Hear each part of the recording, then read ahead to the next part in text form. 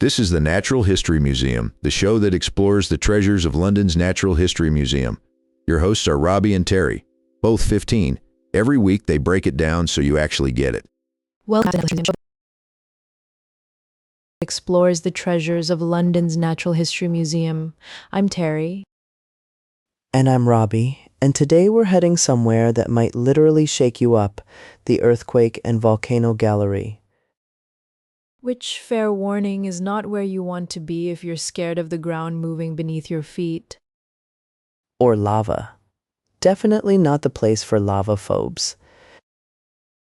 So Robbie set the scene. What actually is this gallery about? It's all about the restless Earth, tectonic plates, seismic waves, eruptions, and why our planet just cannot sit still for 5 minutes. I relate to that deeply. So the big idea is that the Earth's outer shell is broken into about a dozen major tectonic plates, and they're always moving. Always. Like right now, the Atlantic Ocean is getting about 2.5 centimeters wider every single year. That's roughly the same speed your fingernails grow. The ocean is literally growing at nail pace. Which sounds harmless until those plates decide to crash into each other or grind past one another. And that's when things get dramatic. Earthquakes, volcanoes, tsunamis, all that energy has to go somewhere. The gallery has this brilliant exhibit about the Kobe earthquake in Japan, the 1995 one that devastated the city. Over 6,000 people died. It's one of the moments in the gallery that really stops you in your tracks.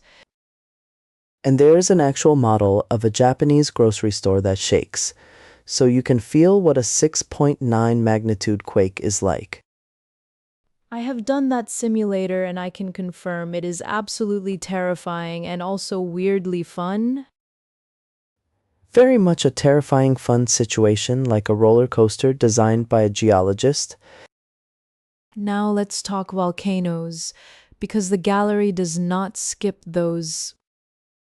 There's a whole section on how volcanoes form, and it turns out most of them sit along the edges of tectonic plates, what scientists call the ring of fire.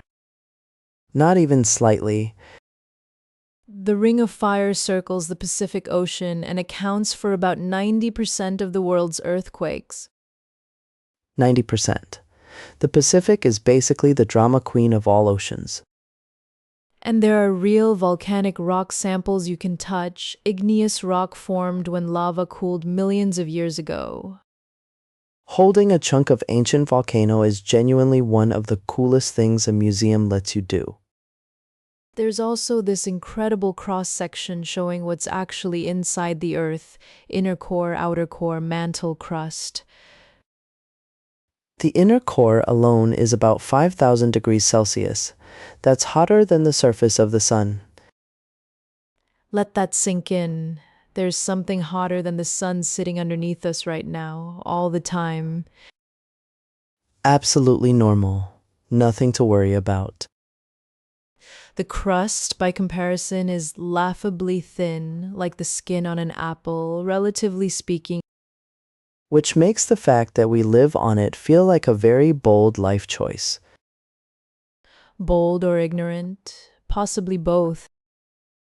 The gallery also gets into how scientists actually measure earthquakes, using seismographs, instruments that detect vibrations in the ground.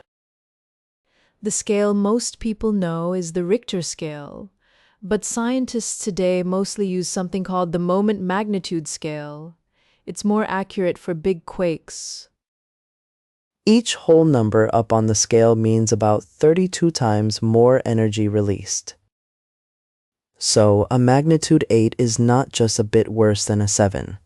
It's 32 times more powerful.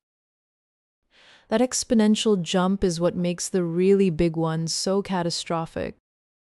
And also what makes the gallery genuinely sobering in places, because the human stories are front and center alongside the science. Which I think is what makes it more than just a cool rocks and shaking exhibit.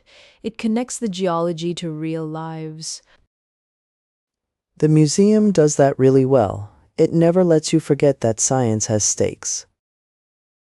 Exactly, you leave understanding that the planet isn't a stable backdrop to human history, it's an active character in it. A character with very poor impulse control and enormous amounts of energy. Honestly, same.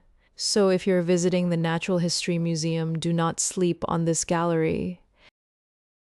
It's free. It's fascinating. And there's a shaking simulator that is an unbeatable combination. We'll link to the museum's visitor info so you can plan your trip. And if the ground shakes while you're listening to this, that's not us, we promise.